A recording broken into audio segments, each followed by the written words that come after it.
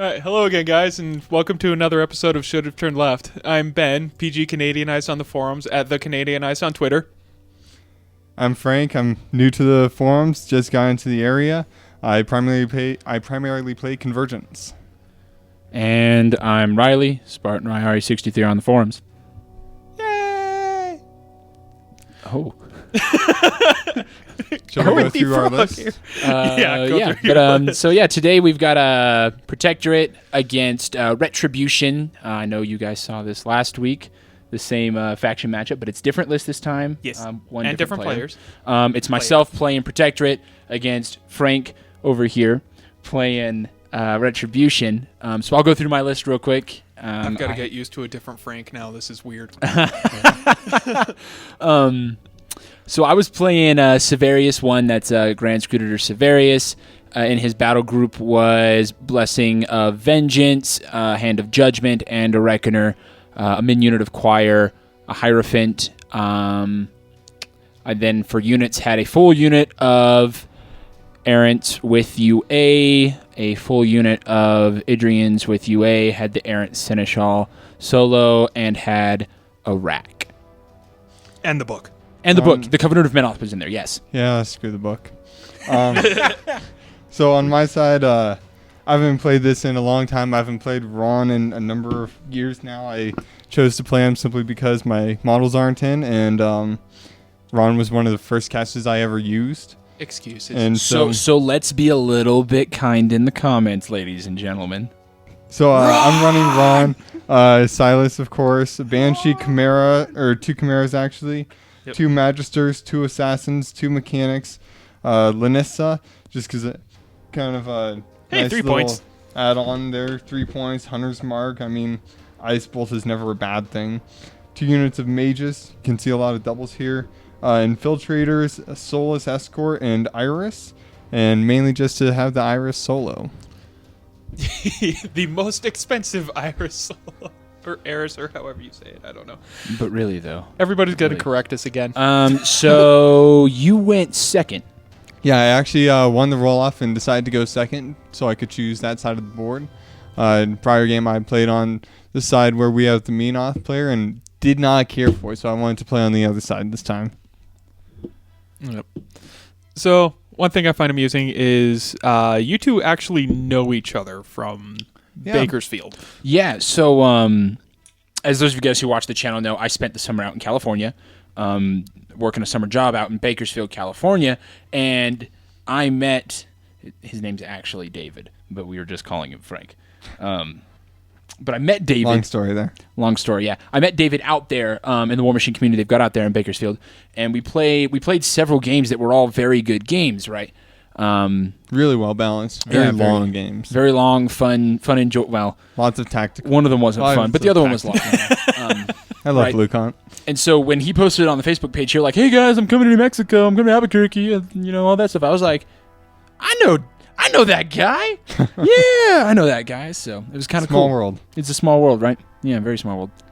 Yeah, no kidding. And also, this is... why are you called Frank? So why I'm called Frank is because the guy who got me into this, his name's Chris, met his family and they had picked me up in my apartment and they decided to play a prank on me and just call me Frank and see how long it would take for me to correct them.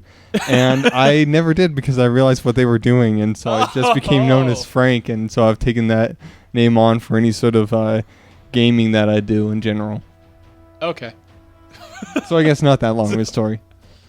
No, still, that's going to confuse the crap out of me for a while.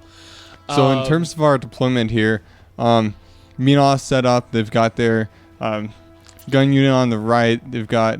What's the other unit? Yeah, They're both gun units. So they're both guns. So one of them True. uses a military rifle. One of them uses a blessed crossbow. They're both range 10. One's range 5. One's range 6.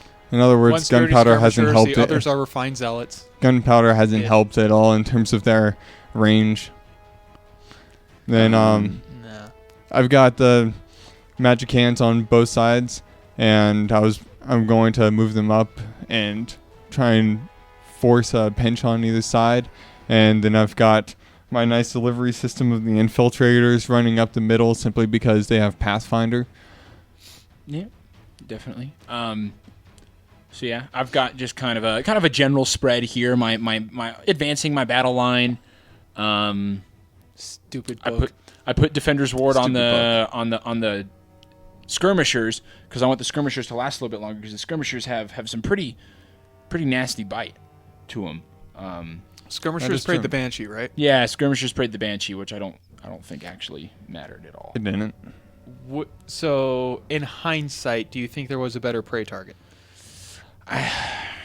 Prey is it's fickle because It all depends upon the opponent. And I mean, it because it can definitely be- kept my Banshee back a little bit. Yeah, But granted, definitely. I was wanting to use his gun primarily. Yeah, and so you But- definitely kept the Banshee back. And the thing is it's so tempting to prey a unit, It right? is. Especially a unit you're facing off against because you're like, oh man, yeah, I'll be able to take care of those. That'll be fine. But the problem is if you never clear that unit, prey never moves.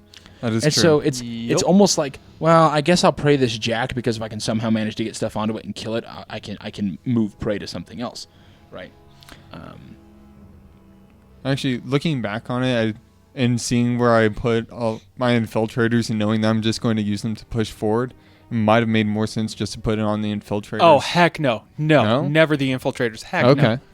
You run the Soulless towards the back of the table, and he never moves, and That prey is never true. moves. It's That true. is very And true. it costs you nothing. Yeah. That's true. No, I was thinking more the battle mages on that side. Yeah, and I debated doing that. I debated doing that. I wasn't sure The if he was gonna assassin try would and- have. The assassin could be a potentially interesting option. I could have done that because I mean that would have been. The thing is I was but wondering yeah, because she's not necessarily a solo you can reliably kill quickly. yeah, and the thing too, the Banshee was his only heavy, and so I was wondering if he was going to try and bring his Banshee a little bit more centrally located to have a little bit of weight in the middle of the table, right? Because I mean, Yeah. a heavy is still a heavy, and so I was like, well, if he brings the Banshee in the middle of the table, there'll be a chance for those Idrians to get onto the Banshee. That won't be that big of a Well, don't forget the primary reason why a red player brings the Banshee with Rahn, and that's for that wonderful knockdown. yeah, definitely. And so you definitely don't want to throw him too far out there. So I think I kept him in a pretty decent spot that I would be able to push him forward with yeah, you did. TK. You did. So what we're seeing here is I actually got, because I haven't really played a lot of red, as I said at the beginning, and I kind of fell into the trap of the Infiltrators being stealth and the pre-measuring. So what I was doing was I was putting my Infiltrators just outside of that range for him to not be able to shoot me. So, and that was a mistake. I should have remembered that this game very much favors the aggressor, and I should have just pushed him forward even if I was not able to get them up there. If nothing at least a else, line forward and a line behind. Yeah, I if think- nothing else, just to get him to waste shots on it. Well, and the thing too, I was really Hold his I was position a really little bit surprised. more. Yeah, take advantage of that wall right there Yeah, too. the thing Yeah, is, I really I should've- was really surprised, to be fair, because I went first, and I'm playing Menoth, and as I'm watching you move up, I'm going, he's giving me the board. He's giving me board control, right? Because Right. Yep. because on the top of 2, I can sit here and push up almost as far as your flag, right? And if I That's can very get, true. and the thing is, if I can get, I'm sitting here thinking, if I can just start pushing models up, especially a unit like the Errants, which are a fantastic skirmish battle line unit, right? Yeah. I can deny any. I think for the first time in the history of the channel, we actually have a model on the very edge of the mat that ends we up being do. off screen. There's an assassin down there. That you can't That's see. glorious. But I'm sitting here, right, and I'm going, man, I can deny you scoring. If you That is true. if you tried to go over there and dominate that, I can deny that, right? It was a Well, I mean, weird feeling playing Protectorate and going, I have options as far as board control goes. What am I supposed to do with this? true. I'm used to just smashing people. Now I got to figure out how to be all clever. Dang. Yeah, and that definitely was a big big mistake on my part, just because it allowed him to get that book so far forward without any sort of retribution against it. Oh, the book. The book. Ba-dum-bum. The book was MVP. I think. It was. Yeah. I think the book I can agree to that. It very I think much the book is controlled MVP the field. of this match, without a doubt. You will see as this game continues. I mean, for one, it's spell warded, which does not help the Rahn. Yeah, it's player spell warded, list and it at has the all. ability to within 10 inches. 10 inches! Yeah. Right. You can't cast spells. I allowed him guess to what push did that Mark forward do? really far. Guess what it did in Mark 2? The same thing. Yeah. I know. I've owned it since Mark II. I know. But I'm just sitting... I wouldn't be surprised. Most Protectorate players have kind of forgotten that the Covenant is a solo that we have because like nobody runs it, and I know. most people don't consider Because it all the that good. knockdown became 5 inches off of it instead of the 10, which was, I mean, yes. The book Rupert combo on Errants is nowhere near as good. No. Doesn't matter. Ancient Shroud is still annoying as crap. Oh, without a doubt. Without a doubt. So here, I moved some Idrians up, and they're just shooting it at things and Well, stuff. not just things.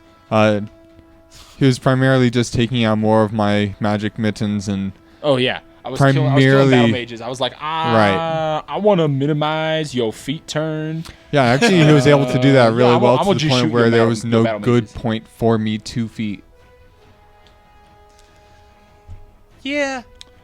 You know, that's... When somebody plays against Rahn, that's kind of what they want to do. That's true. Very much so. And the thing is, knowing how Rahn works, having played Rahn before, having watched a lot of Rahn be played on the internet and other things, I know what he does. I know what his game is kind of like, and so I Reach definitely out and touch you in very bad places. yeah. And so I practiced good defensive and preventative measures in order to not be reached out and touched in places that I don't want to be touched. Because I don't want to have to go to the courtroom and show them on a doll what just happened. Right? Which is actually a really good thing to learn how to do, is not just how to position yourself, but how to position yourself in such a way that it makes your opponent's game plan really struggle for them to be able to complete their mission. It's true. And the thing is not only is there a tactical, like on the board with the rules, ability to that, but there's a human component to the Game of War machine. Oh, yeah. Right? And if you can get somebody to where their strategy just isn't working, Isn't paying out. there's a psychological aspect to that. Very true. You can see it in the person when they look at this and they go, my army's mechanics, my army's plan, it's not gonna work. I was definitely see feeling a that. physical shift in their body, and there are some players in our meta that when they see that they go predatory mode and they just go abuse people with it. What? Yeah. What? There's abuse. I don't start mind games at the start of the game or anything. It's like, oh, you look comfortable on that side of the table. I want that side. Move. Yeah, no. It's imagine a poor little lamb with 3 broken legs lying helplessly on the floor, Hey, Wormwood needs blood. and then not just a wolf, but Fenris. Whatever his name is, like that crazy, Fenris. gigantic, scary wolf, That's Fenris. just wanders out of nowhere. oh, Wait, no. Feral? Fenrir is... Fenrir, the wolf, Oh. wanders out of nowhere and just rips the poor lamb in half. Rips it in half and leaves one half of its body lying there on the ground. And like plays with the other half for a little while. Tosses it up in the air and eats it. And then doesn't even bother to eat the other half. So notice where he places that book. It doesn't move. The book. Yeah, he goes there and he doesn't says move. no spells. It moves. Oh yeah, Well, it totally does. yeah, it it moves kinda, like, around in dances kind of a around. 5 inch But it pretty much area like right stays there the entire time, which is a really forward position for the book because I gave that to him. Yep. Well, the thing was I was able to hide the book kind of behind my 2 troops. So I was like, I mean, But without- you can focus on killing the book. Because of the Sacred Ward, I wasn't able to use a lot of things against it, and so I Exactly. wasn't even able to get my Infiltrators up there because, just as you said, you screened it really well. Yeah, that was Yeah. kind of the point here. With D-Ward on Idrians Def and 15, arm 14. mini feats available Mini to the feated. air. Right. Yeah, I mini feeded the Errants this turn. You can see the Which I little thought was token kind there. of strange. I mini-feated the Errant. Well, mini-feeding the Errants means you can't battle mage Errants out of the way, so you can't get Infiltrators on the book. Well, it's true. Yeah, well, Also and notice with the problems that you had this turn, right? You were trying to figure out how can I drop AoEs in on my own That people is true. to kill Errants. Because you couldn't do it to the regular Errants. And Right. that was my original plan, was to drop things, or to drop those AoEs on my own guys, which, I mean, I don't mind killing a couple of my own guys to take out his front line, and that would give me the control of that board back a little bit more. Mm-hmm. But what I messed up, and as you'll see in probably about 30 seconds here, is that I did not put my, what is it called, the Chimera, within an area that I would be able to get around that stealth. And so I forgot about that. Mm-hmm.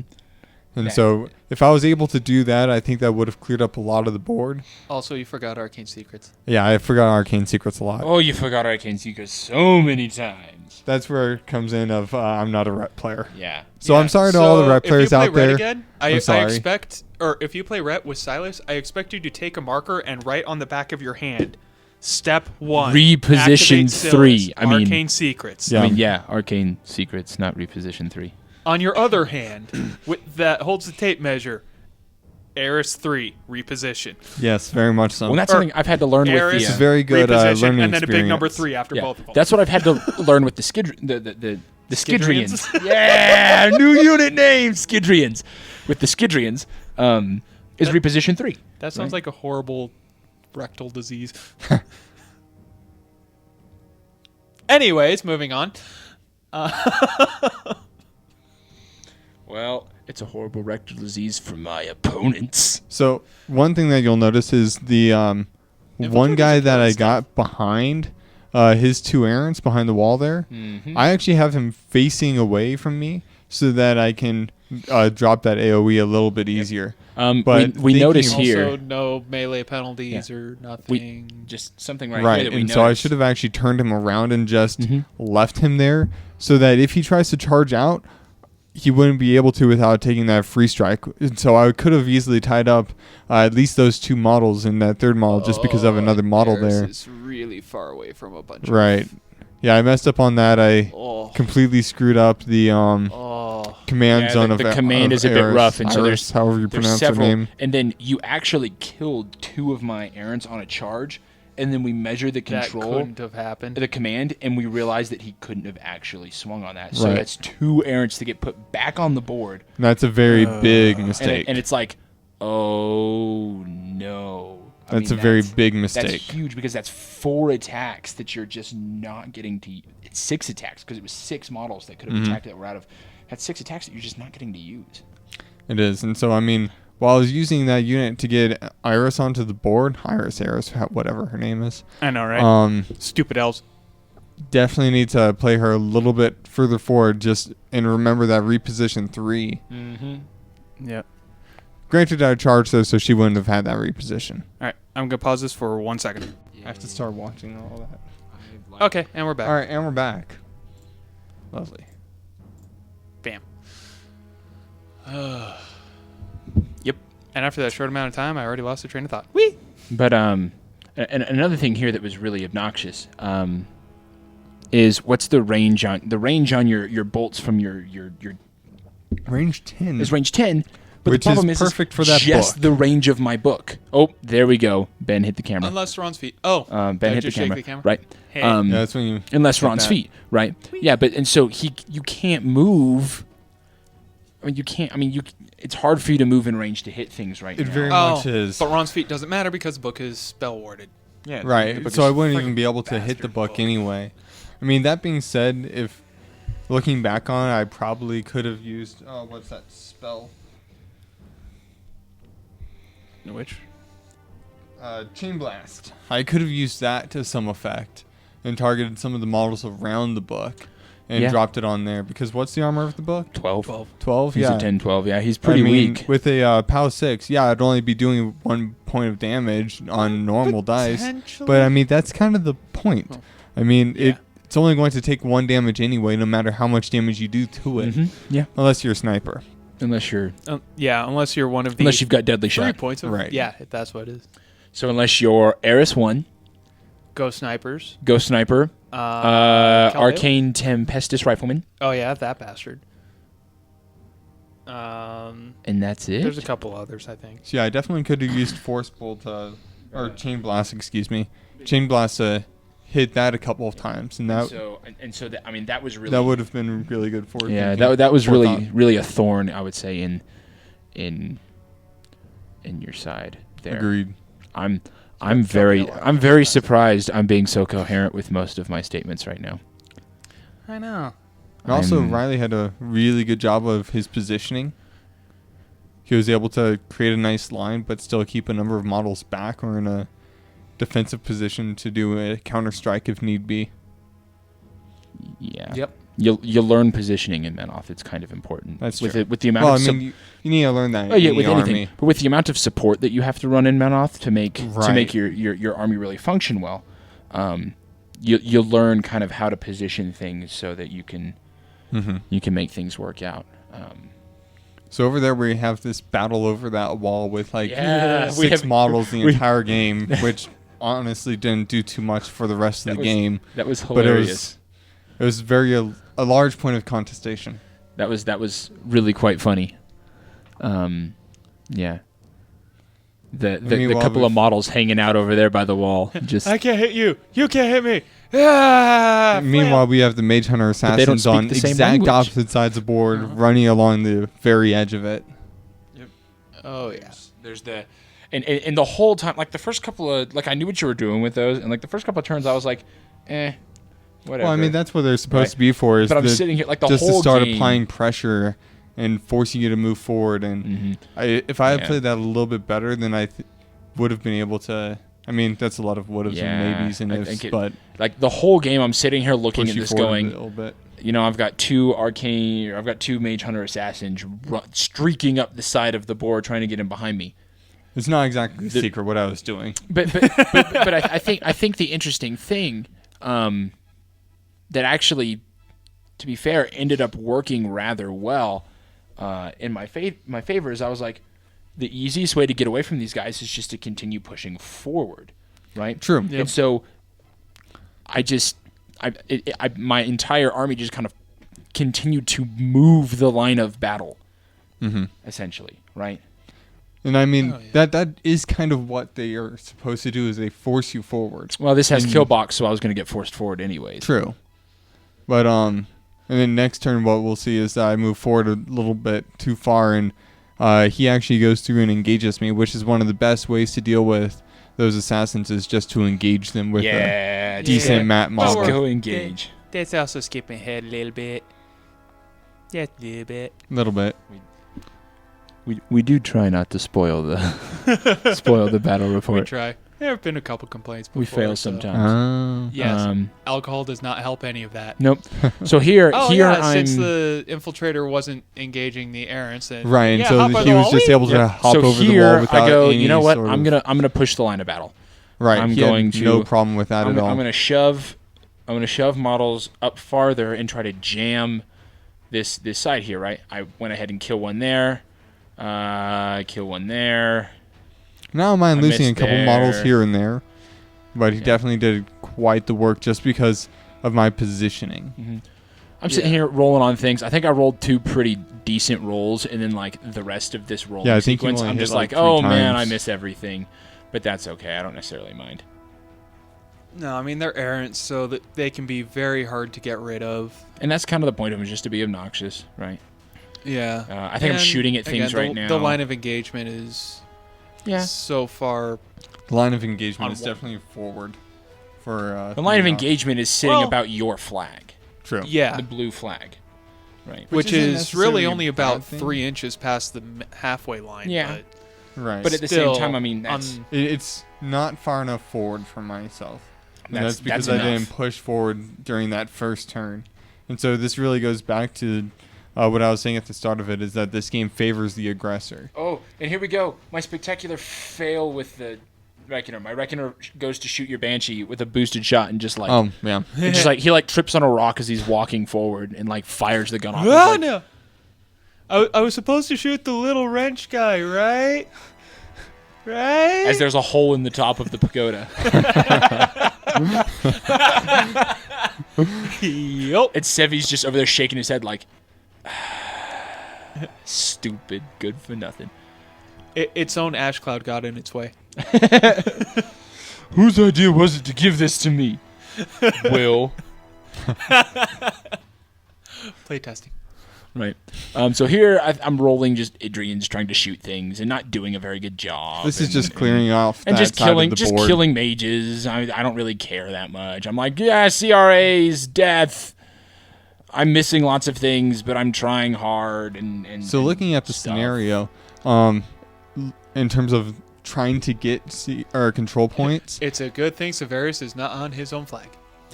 it is a very good thing because you can play this scenario in a couple different ways. Some people just push forward in the middle, as we were kind of doing. Other people will go towards one side or the other. If he actually could have gone forward and played on that flag just because he would be in the forest and he would have a lot of control and have the book right there. And with Severius's feat, he would have just been able to lock down that side of the board for a number of turns and just one on that flag. And that definitely could have been a I just watched way. Blood of Martyrs push other models out of the way to get there. No, you didn't. He fit through there.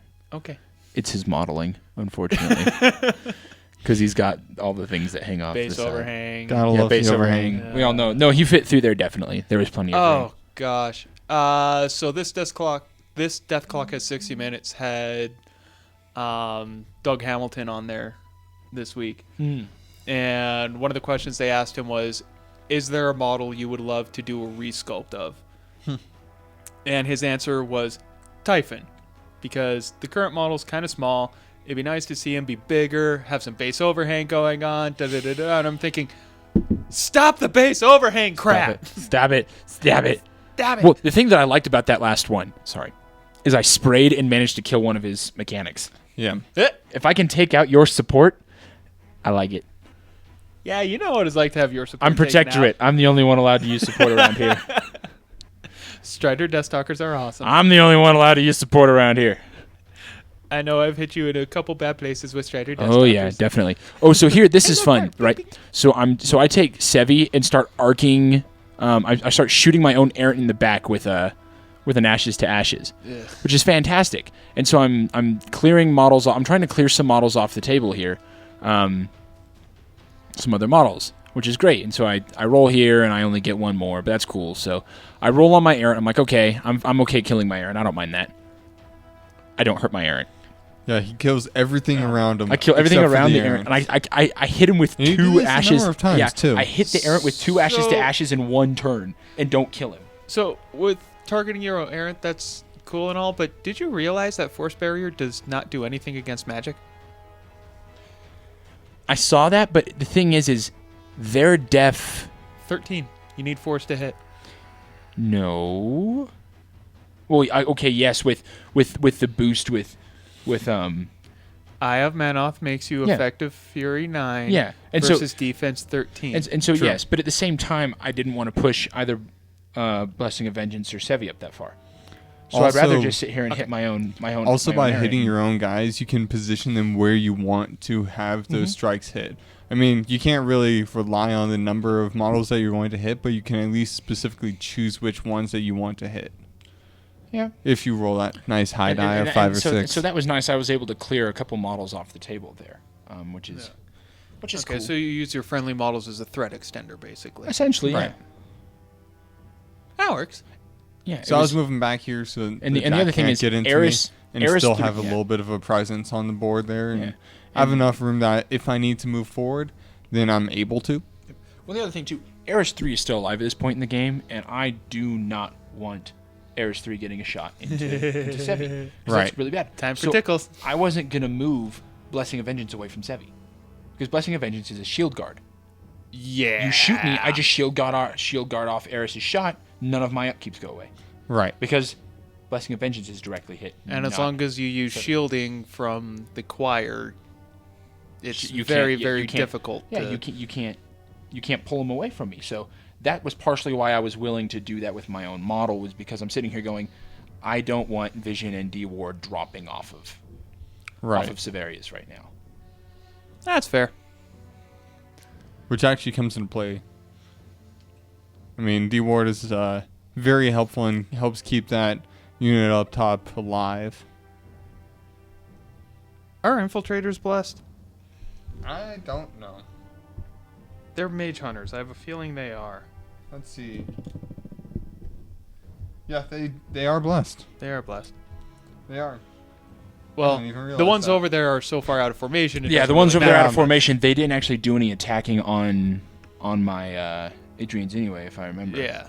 Correct. Until I had to move Eiryss back over there and bring them into formation, and then I was able to take out some things. Mm-hmm.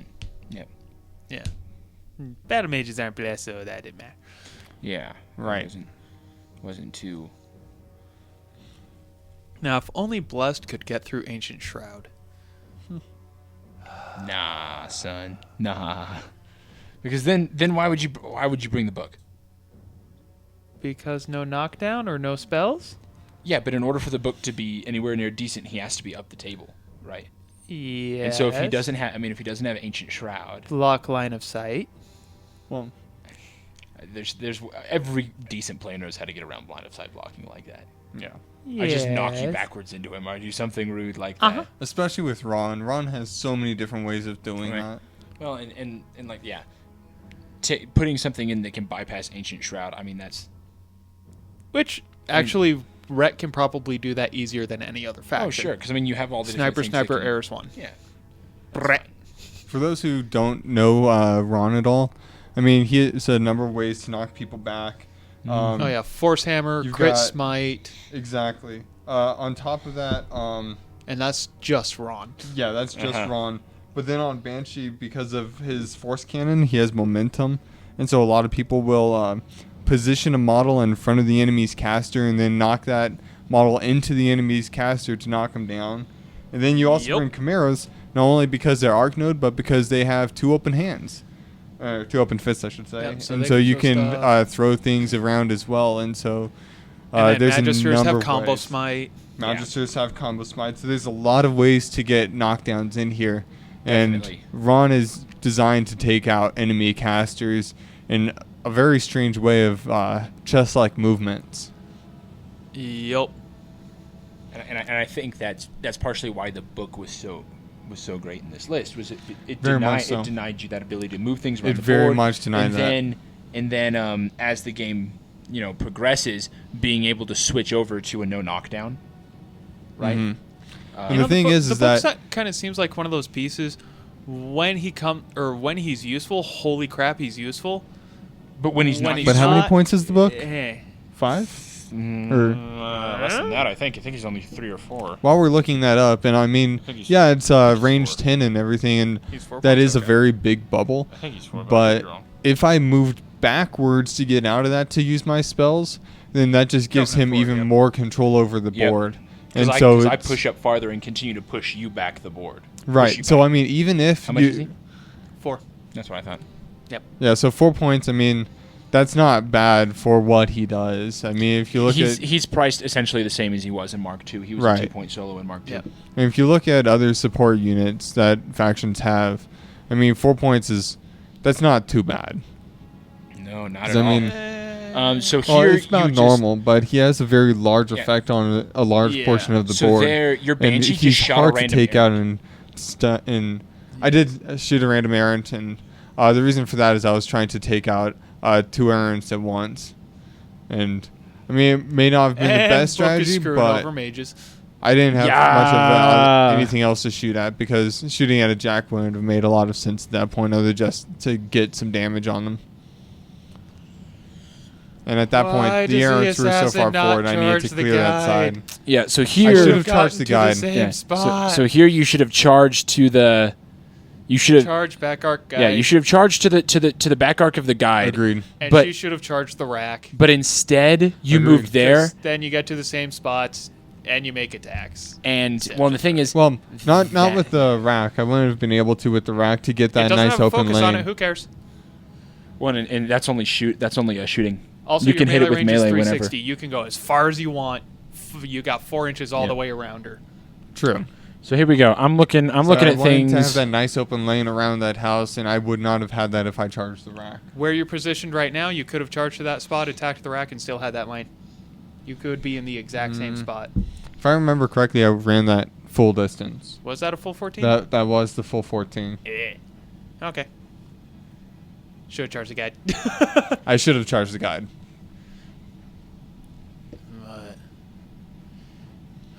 Or the Bannerman. Screw that Bannerman. I know the Bannerman just kind of hid in the back the whole That time. Bannerman has a weapon. Yeah. No, he doesn't. No, he doesn't. Oh, he's No. one of the ones that does. That's why he hides in the back the whole time. Okay. He doesn't have a weapon. He's useless. I thought it was. He mini-feeded, and now he's Okay. useless. Okay. Well, he gives I thought he was plus one 2 of those range on. Yeah, or but I in your was command. disciplined Yeah, enough that I yeah, didn't need whatever. to keep. I didn't need Yeah. them in that. So I'm shooting something here. I don't Coffee know. keeping me alive. You were killing infiltrators and Killing things and doing things and Right. stuffing things and. yeah, I was Negan. killing things. I'm trying to remember if this is feat turn or not for me. It will. Be. Yes. I think it is. Yes, this is. Yeah, because this is the turn. Yeah. Right. So this This is is feat your turn. So I'm feat sitting turn. here going, okay, I'm going to put some real pressure on him because what Sevi's feat does, Sevi's feat is different from Mark II. In Mark II, he made you lose all of your focus or fury or all your focus, and you didn't replenish it the next turn. That's what he did. In this iteration of him, you get -2 focus or fury. Yeah, which is crazy. -2 focus or fury, and then you cannot cast or channel spells while in his control. This is very much a somewhat of a niche thing. I mean, Hey, most it doesn't casters affect want lessers. to cast something, but not as much. It doesn't affect other casters as much as it affects Rahn. Yeah, it hurt Rahn Oh yeah, a 16 lot. to a 4 or 16 to 12. 16 to a 12 is a very big difference. Yeah, And as it opposed actually, to a 12 to a 10. Yeah, Right, and Or- it actually no, it'd puts be the a 12 Chimera to an outside 8. of the range for a power up. 6 to 4. Mm-hmm. Yeah, I don't know. -2 focus or fury is just gonna hurt. Yeah. By the way, can you imagine if that hit lessers? Go from a fury 3 or a focus 3 lesser to focus 1? You got a 2-inch control range. Yeah. Your beast or your jack is just out of luck. You get to upkeep and that's it. You can still power up. If they're 2 inches away from their jack. I mean, the only lesser that I ever played with is Errant, and he had Fortify, so you always wanted to be like right next to your jack. Isn't Fortify within 3 though? No, Fortify. Oh no, I'm Fortify is if thinking you're base. escort. Yeah, Fortify is if you're base to base. That's right. So you always wanted to be like hugging the back of your jack. So right. yeah. Una 1 would just suck for hordes in general because that's a lot of threshold checks. Mm-hmm. Yeah. Pretty No, much so. it'd be terrible. And Rorsch is very sad. So as Because you he saw was one of there, the guy went down and engaged the Mage Hunter Assassin. Yep. Yep. Missed I ran his him. swing missed. on him. I ran him. And to be fair, I wasn't. I mean, it would have been nice to kill him, but It doesn't really matter. I'm just sitting here going. It's it's just eating up that model I time. needed like a turn or two more to clear enough stuff that I could feel safe putting Severius behind the building right there. As soon as True. I can put Sevi behind that building, he's safe from those mage hunters. Which is funny because behind usually means towards your deployment. no, I was so- hiding him. I was going to hide Severius in plain plain view of sight the of Rahn. entirety of Rahn. Right. Because Severius looks at Rahn and says, "You can't hurt me. Yeah. You literally can't hurt me." Between the book and not being able to knock him down and then not being able to cast spells at him, I mean, it really put me into a bad position because I wasn't even able to throw anything over there to... Grandpa Sevi hit was him looking or at you and anything. laughing. He really was.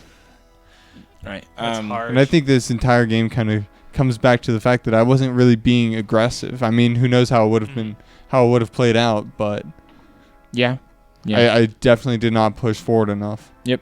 And I think that led to a lot of problems that I encountered. Yep. So here, guess what? We're gonna do.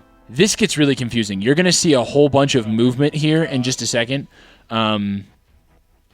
Yeah, this turned into a major. This rewind. gets really confusing. Yeah, I have to rewind like 2 or 3 times here to get this. Yeah, this, it's like, oh wait, huh? Yeah. Gotta So love here tactical I move games. up. You do Sevi. I do Sevi, then I do him, you do and then I want to go back to Sevi, Yeah. and then I'm like, oh, wait a second, wait a second. And then, wait, I call you out on Yeah, your bull I'm like, crap. wait a second.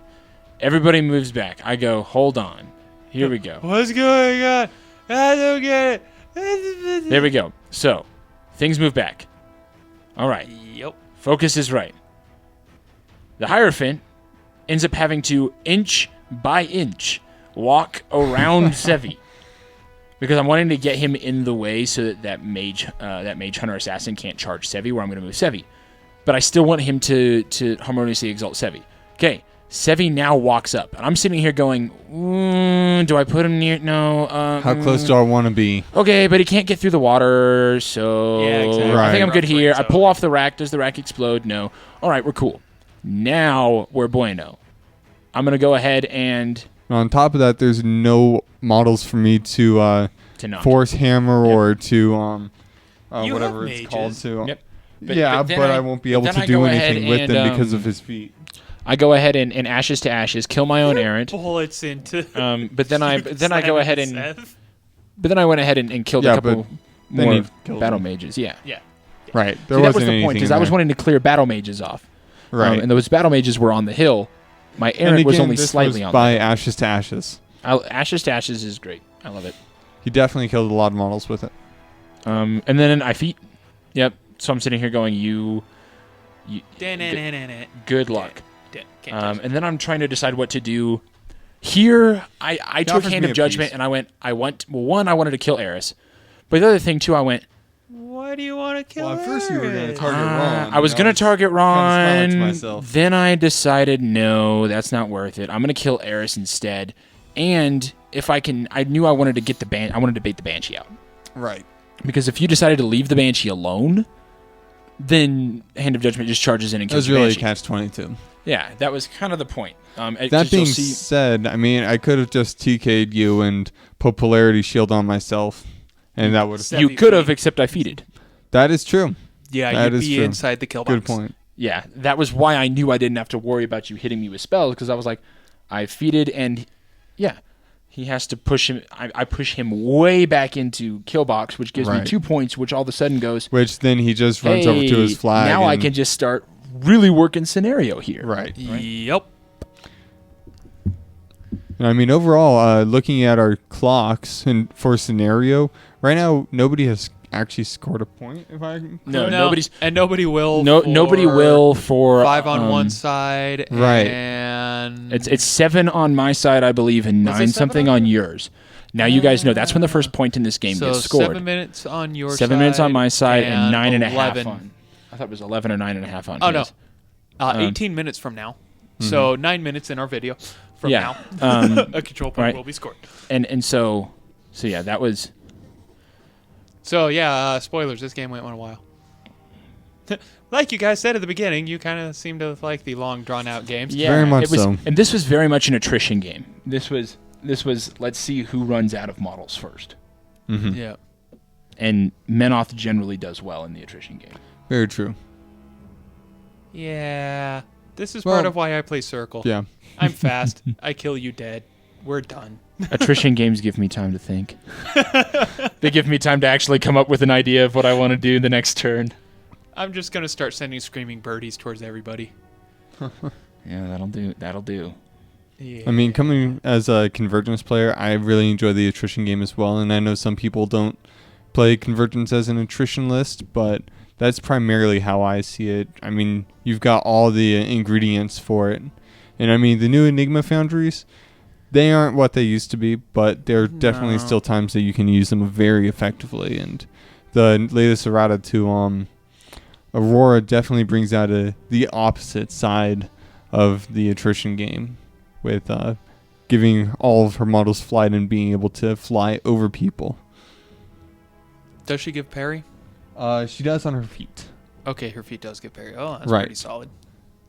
But now you can- Is this going to be Hunter's But Mark? the thing is, It's with going to be your Hunter's Mark. Yeah, so there's a Hunter's Mark that goes on here. He's Hunter's Marking Hand of Judgment. Right. And I did that so I didn't have to waste a focus for charging. So I can keep more stuff on Rahn. Because I was going to say, you ended up needing that extra focus. I did. And there I point out, Arcanist? Confusion? Yeah, I forgot the Arcanist. Plus 2 power, yeah. Yeah. Yeah. And I Concentrated power. that also goes along with forgetting about Sylyss and not knowing Rat very well. But here he goes. He starts laying into Hand of Judgment, and I'm kind of like, okay, that's cool, that's fine. Yeah, because I know I pretty expected that I was gonna die. Because I know I can get my Reckoner over into that Banshee now. Right. That was kind of the point. Is I'll give you Hand of Judgment because the Reckoner can go in and take care of very business. true. And so that was a very good trade on his part. Now, it's like, okay, hindsight's always 20/20. The Reckoner can get there. Do you think there was a way to protect the Banshee from the Reckoner actually getting there? I mean, like potentially sending a different Jack in the way. I mean, he could have done. You could have used one of your chimeras there to block the charge lane. That is true. Essentially, put a chimera in the spot where, in order to clear it, you have to use Blessing of Vengeance. Yeah. And at that point, though, I didn't want to just Blessing's gonna now be in the way for the Reckoner. At that point, I also didn't want to just get rid of the chimeras simply because I don't have a lot of models on the field, and the only way that I saw that I was going to be able to do anything in the game was to be able to use Ron's Force Hammer to get that knockdown, which wouldn't have actually played into anything. Mm-mm. But I still felt the need to have those nice arc nodes out there. You threw something at something. Night Exemplar.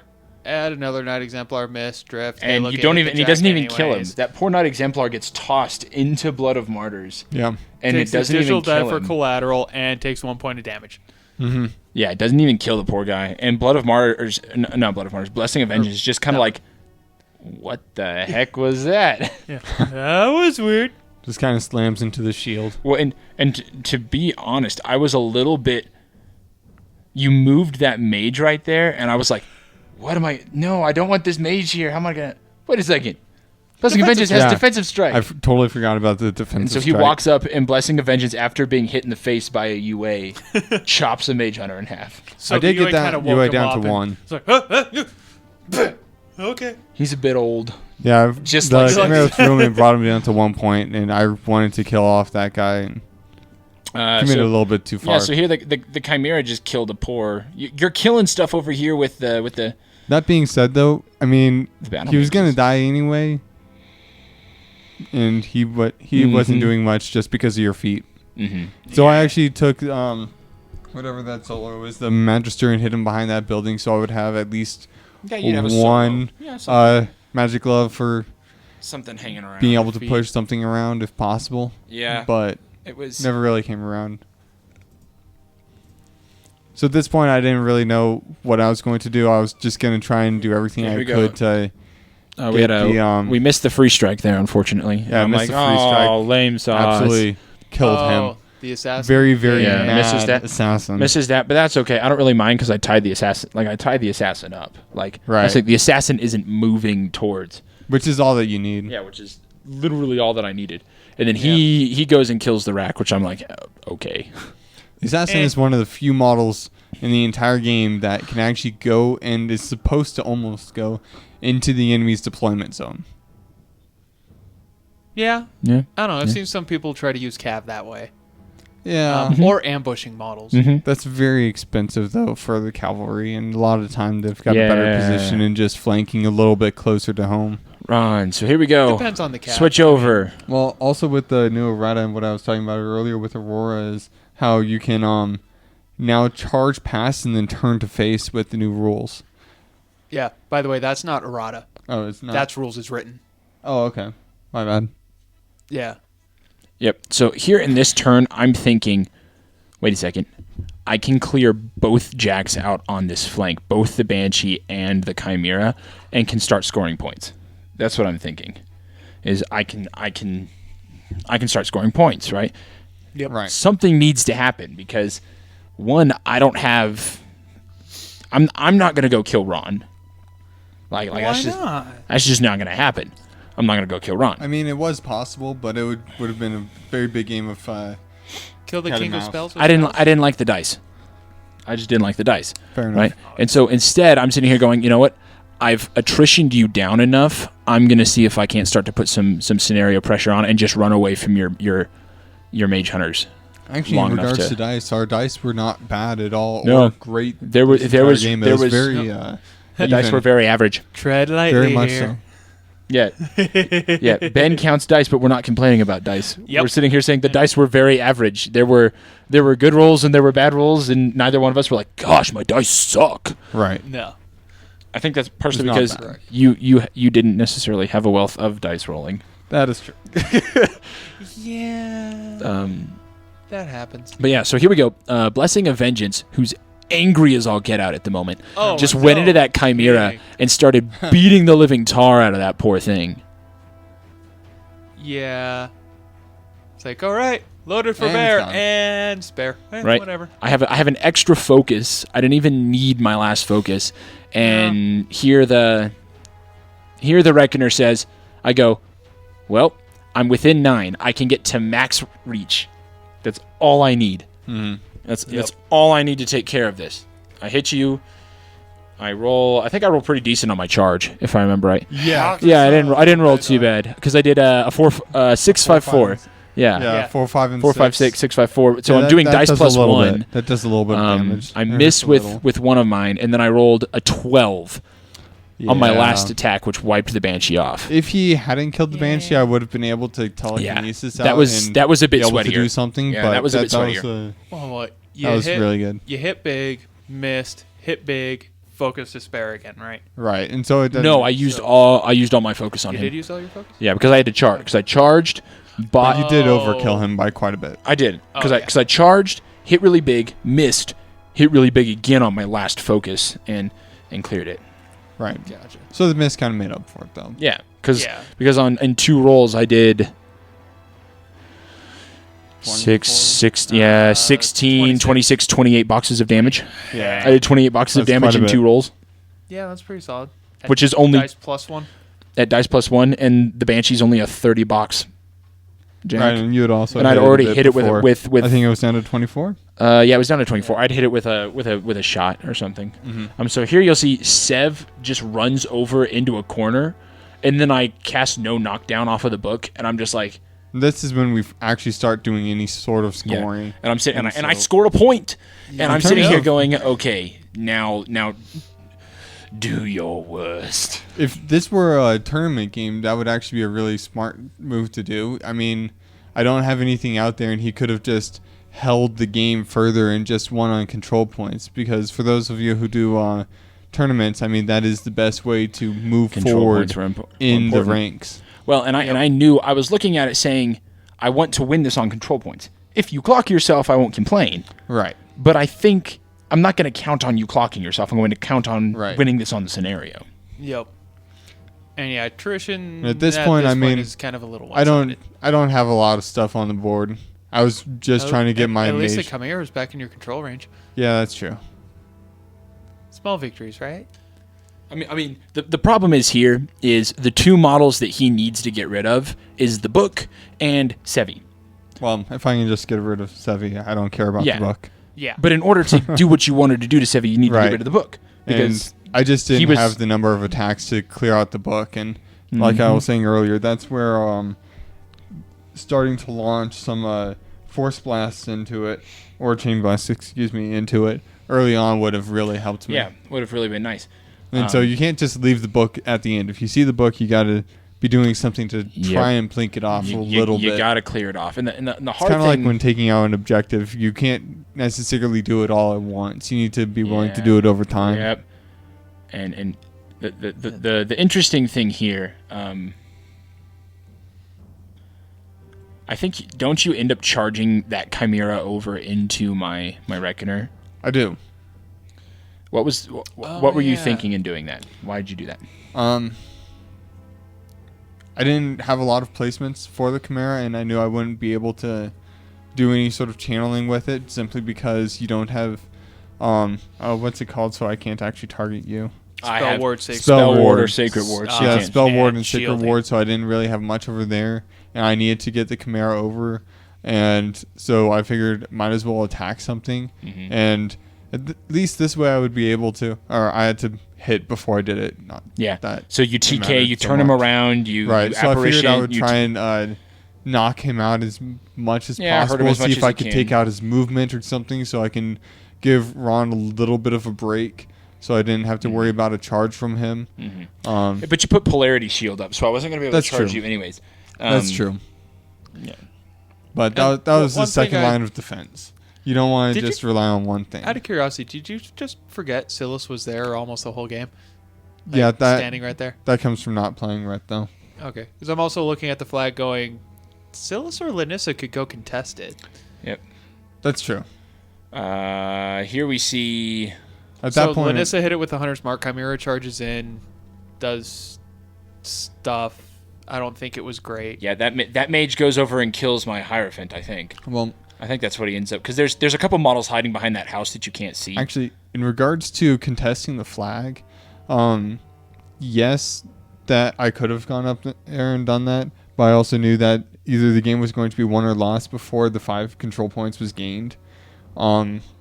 If he went over to try and get the other flag with his caster, I would have had him with the mage hunters. Yep. And so I knew I knew the But, time frame at of the game. Same time, tournament play. Well, you tie see, that's breaks. just it, though, is if you were going to lose that game, you might as well get the best placement as possible.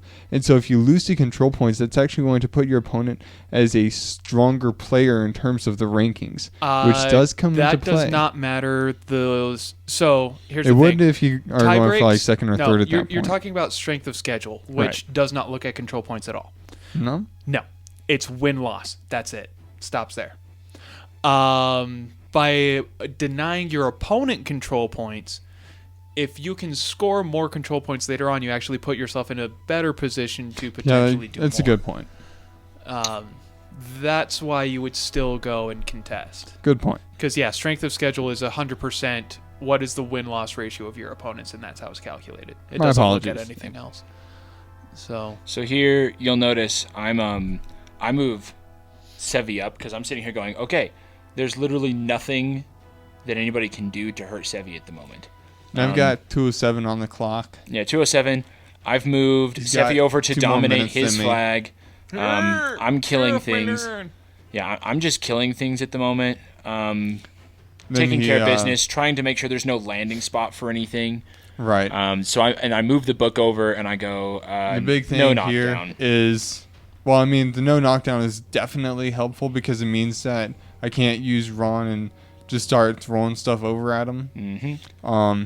And so here's kind of like a last ditch attempt. Like, I'm gonna see if I can't Right. manage to kill you. And so Rahn goes up and shoots my Heirophant in the back of the head. And the reason why I did that is so I could create a lane. Yeah, I knew where you were going with it. I knew what you were trying to do. Right. I think you also probably would have taken a free strike moving through there. All 3 of the choir would have hit you because they have 2-inch reach.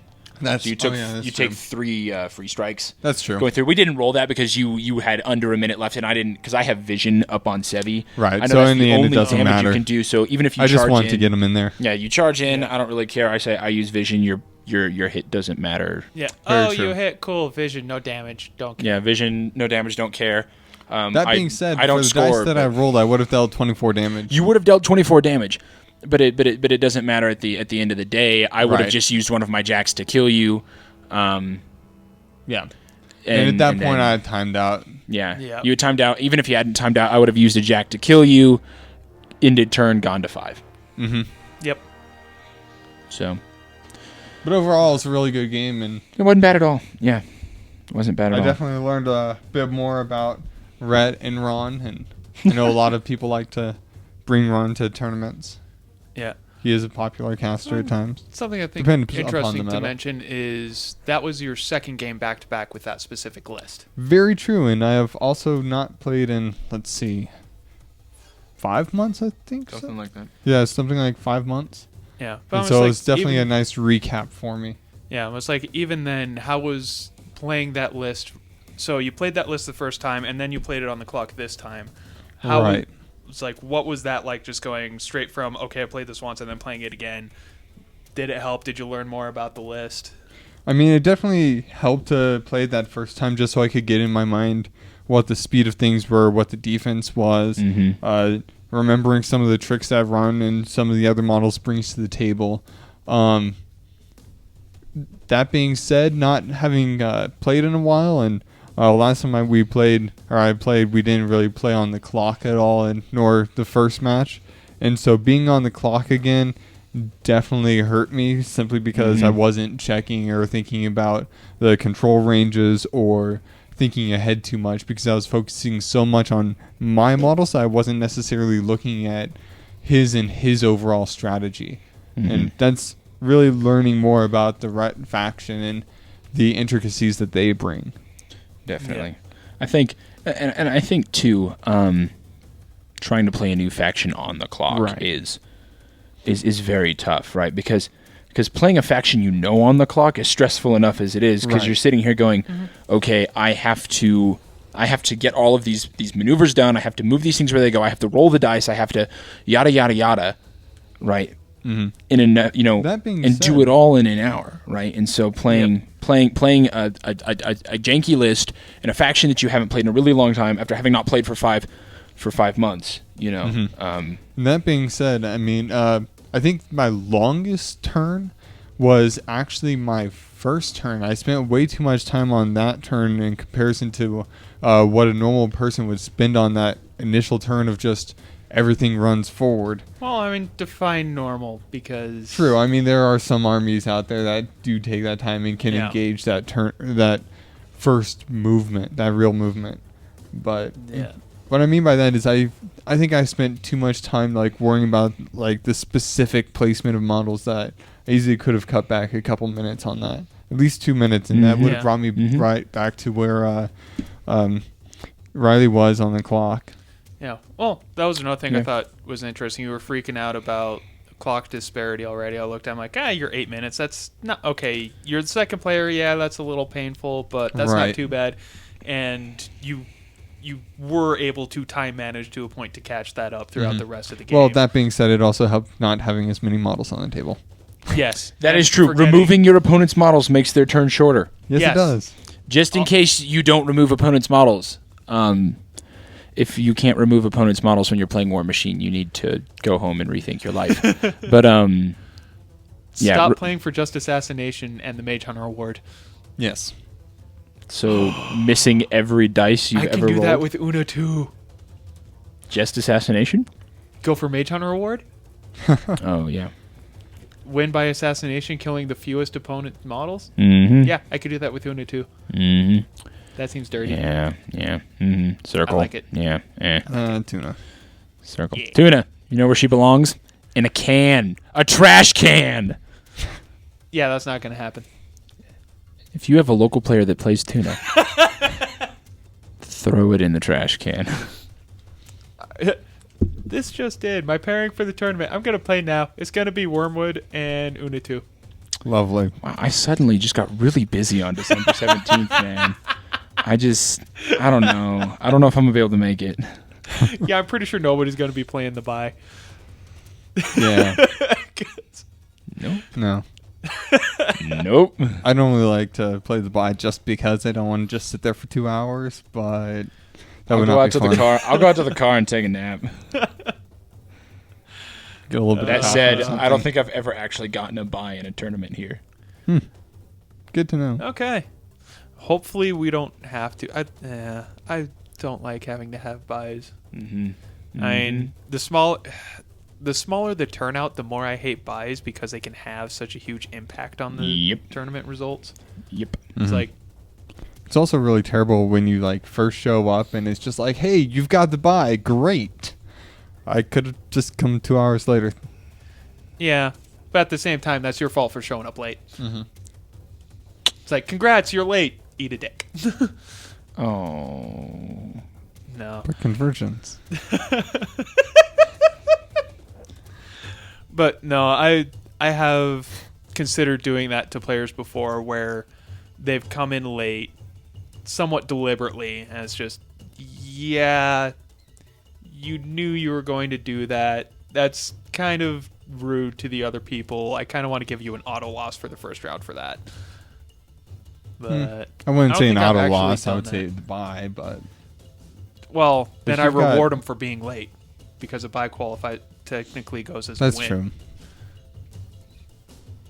But I don't know. I want to play the game to actually play the game, and yes, if you want to take exactly. first place, a bye is not really the way to do it. No, it's really not. I mean, it's great if you are going for like second or third, but And even then, it's like, why does a bye get you second or third? That bothers me. agreed. And because I've seen it where somebody with a bye places higher than, or somebody that's 2-1 with a bye, because of the control points you get on a bye, places higher than somebody who went 2-1 and played 3 actual games. Well, I mean, for some places, I know that for the bye, what they do, and I don't know what this place does, is they give the average number of control points and battle point or army points that for all of the wins.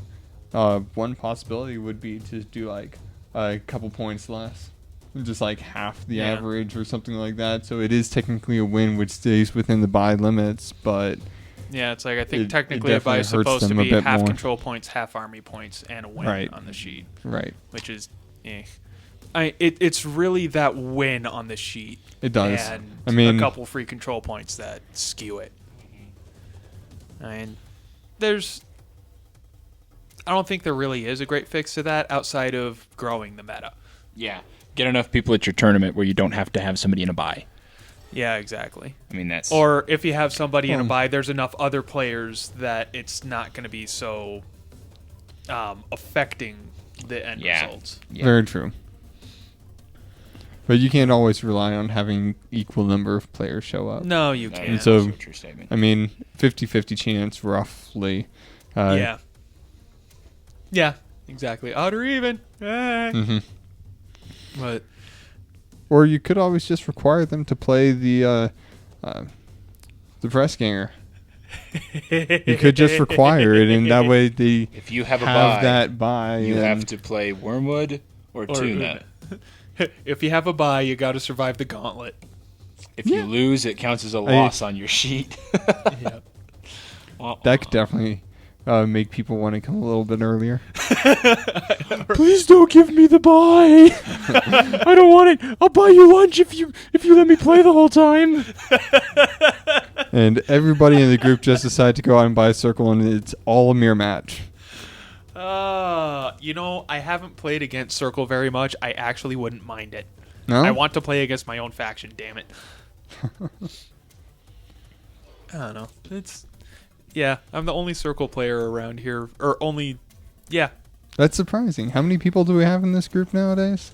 That show up regularly or for tournaments or both? Tournaments have kind of fallen out Yeah. for a Oh, little that's bit. Tournaments have unfortunate. fallen out because we've got a little bit newer meta.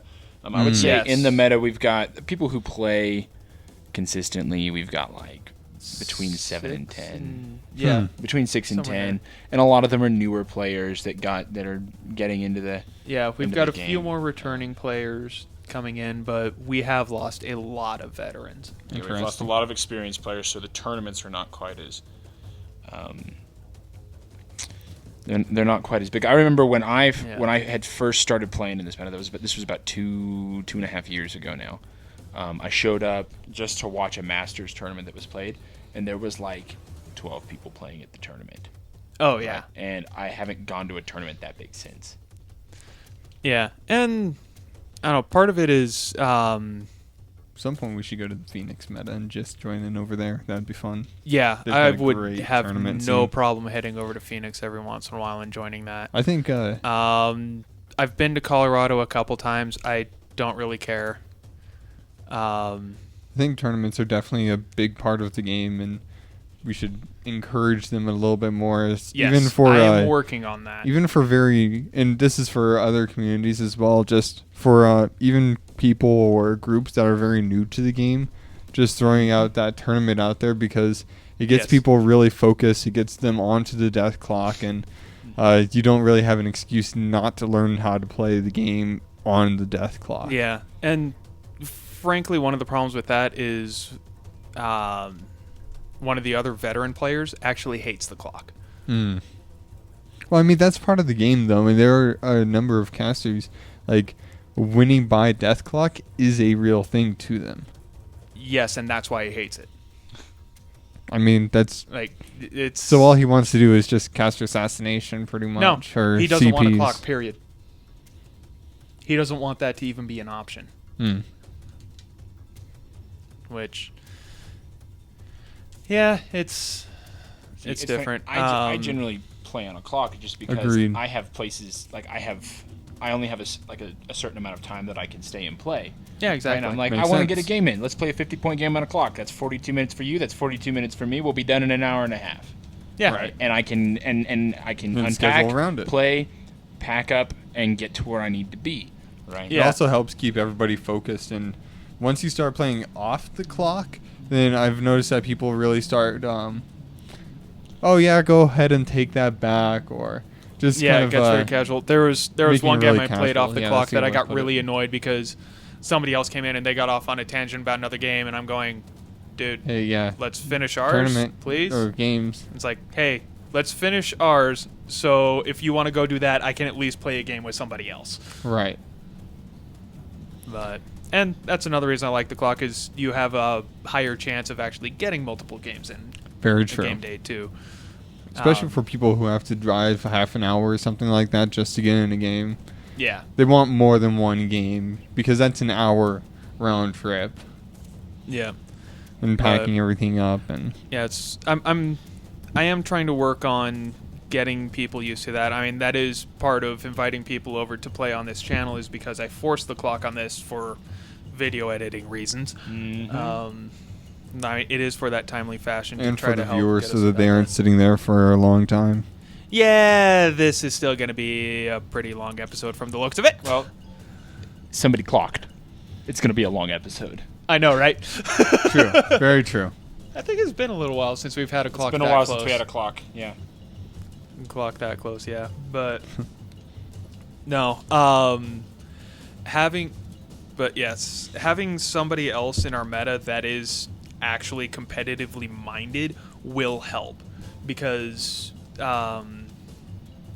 that I think is important. Having a group of people that are actually competitively minded and working on trying to get other people up to that level. Agreed. Because you don't and want to having just each other's backs on, yeah, let's play on the clock. Let's do it this way. Let's actually get into the habit of this versus. Well, it's something like that earlier today. For those of you watching, our meta has a 50-point tournament coming up in a couple of weeks. Yep, December 17th. And one of the guys in our meta who generally doesn't play on a clock was here earlier today before we filmed, and I played 2 games with him, and both of them were on the clock because I said, hey, pick a list, pick a list that you would want to play in the tournament. Let's put it on a clock and let's get you some practice to play. Right. And that's one really big thing is that for your community, you don't just want people who want to be in tournaments just to take that first place and whatever prizes come with that. You want to be in tournaments so you can build the group up and really get people to a higher level. Because if you're just winning and just raffle stomping people constantly, I mean, nobody's learning, nobody's having fun, and it's a real good way to drive down a community. Yeah. So you really want to use tournaments to build people up. Yeah, and even then, it's knowing when to pull punches. Very true. Very true. Like when to not just go full on competitive. I am going to win at all costs, and it's gonna end up being miserable for my opponent because Tuna assassinates top at 2. Right. Plus, Yeah, I mean, that's it gives gross. you a chance to play with some other casters that you wouldn't necessarily use Well, just to help. and the other thing too is games that you can play where even if they're on the clock, where you play out through the game. True. Situations come up where you can teach rules, Yes. right? And you can teach interactions, you can teach mechanics. Or there's that one time where they see some interesting interaction and leads to them winning the game. Yeah, sure. Well, and that's I think that's one of the best things about actually not playing on a clock. While I enjoy playing on a clock, indeed, sometimes not playing on a clock allows people to to run into interactions that might occur on a clock and learn the rules about that interaction so that when they're playing it on the clock, it doesn't hit and they sit there for 30 minutes going, what do I do? Yeah. How does this work? Another example of that was the game Frank and I played also earlier today. Done as kind of a refresher. This is how Mark III works and all that, and deliberately not on the clock to be able to work through the interactions and how things kind of go back and forth, and to remind of rules and different things like that. I agree. Tabletop games is definitely one where you need to be in the community for a while and playing on a normal basis just to remember things. You get rusty. Stay competitive. You get rusty. Very much so. You can, yeah. So I really appreciate the refresher. Oh, yeah. It'll definitely be helpful for the tournament. Yep. Hopefully next time I'm playing on this podcast, I'll be able to play some of my Convergence. That would be sweet. The Convergence. Yep. And jokes that will never get old. So many jokes. Wah, wah, wah. Hey, So come on. We many still jokes. play with toy soldiers. We have not grown up. You've got a very good point. Yeah. Very good point. All right. Well, I think this is a good place to wrap up. So thanks for watching, guys. Please like, comment, subscribe. Yep. Happy wargaming, y'all. Have fun. I don't have any dildos in the house. Hey, why isn't that recording? It is. Hey!